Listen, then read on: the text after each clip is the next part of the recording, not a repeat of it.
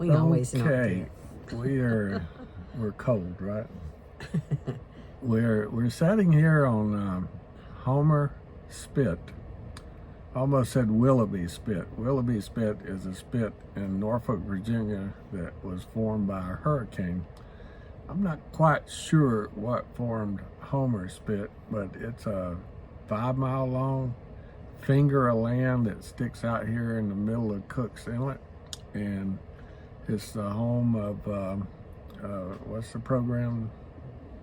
Oh, it's the Last Frontier. It's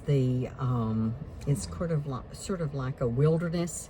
The people lived in the wilderness in Homer, Alaska, and that program they film it. They live somewhere near here, and I understand you can take tours out to their homestead. Yeah, they've got cattle, and they actually run the cattle on the beach to get them to summer pasture.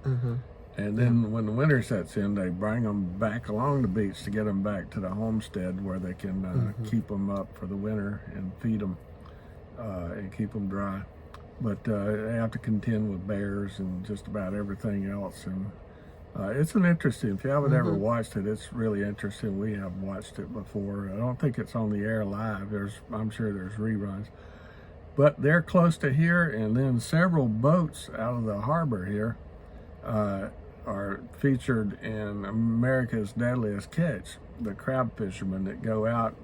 Peggy and I are sitting here looking at the opening to Cook's Inlet, and we're looking out at the Bering Sea, and they go out there in the wintertime and pull the snow crabs in, and believe it or not, they're more expensive here than they would be back in the States. Yeah. We were thinking about going to Captain Patty's just down the street here and getting crab legs, but $79 for one crab leg. And I decided, no, I need about 20 crab legs when I eat crab legs. So we decided at $79 we were going to pass up on that. And Peggy made dinner here in the RV tonight, which was good. And but today we have literally gone as far west on an American highway as you can go. Coming down to Homer here from well, what's the little town? Soldotna. Soldotna is probably Peggy can tell you more about it because she read up on it, but it's a pretty good sized little town. And we were really impressed. They had a huge Safeway store, and they had a Fred Meyer's.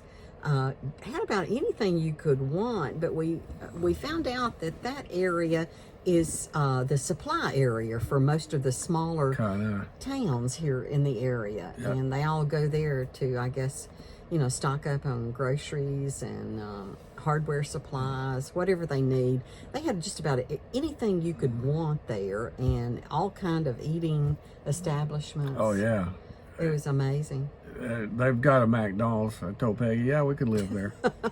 Yeah, he could get his breakfast there, so he'd be happy about that. My sausage biscuit and large unsweet tea. Yeah, I have to tell you though, it's quite chilly here. It's 52 degrees, windy. It's raining off and on, and took the dogs out for a walk, and you just about freeze. And I had 2 jackets on and gloves, and it was still just really chilly.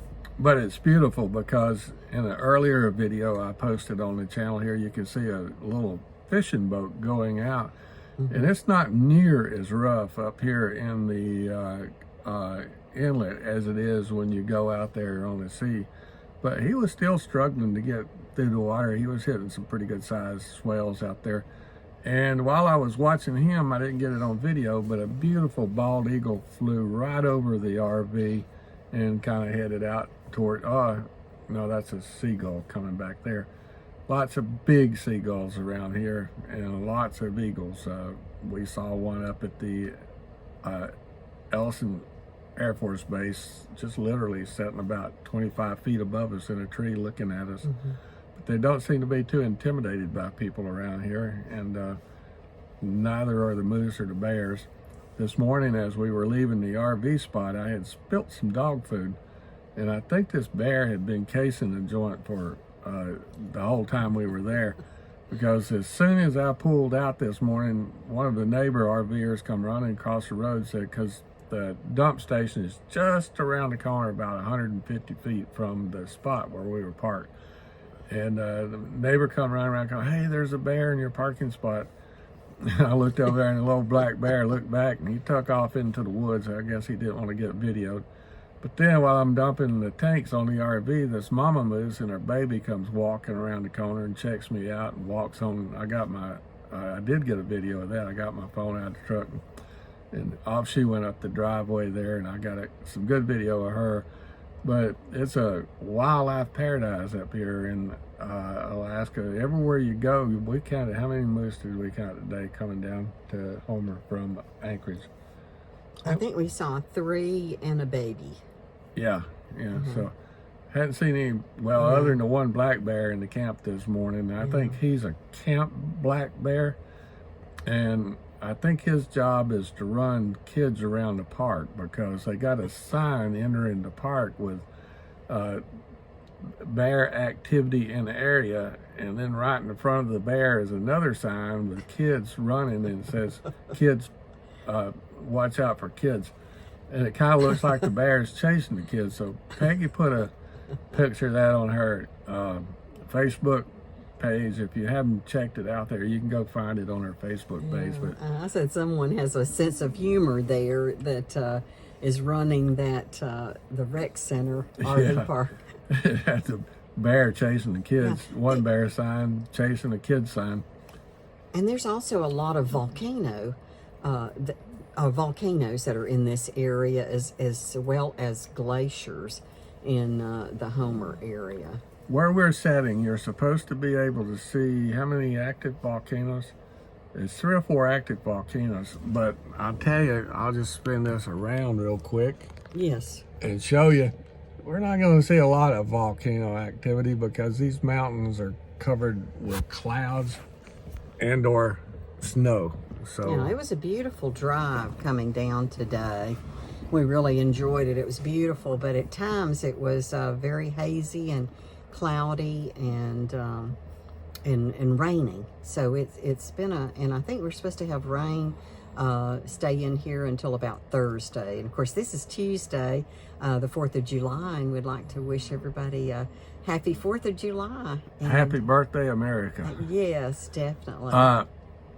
Bottom line is, we are now at the end of the road. One of the pictures that we took just down the street here is the end of the road, and we kind of circled that sign and came back up here and found a spot at Homer Spit.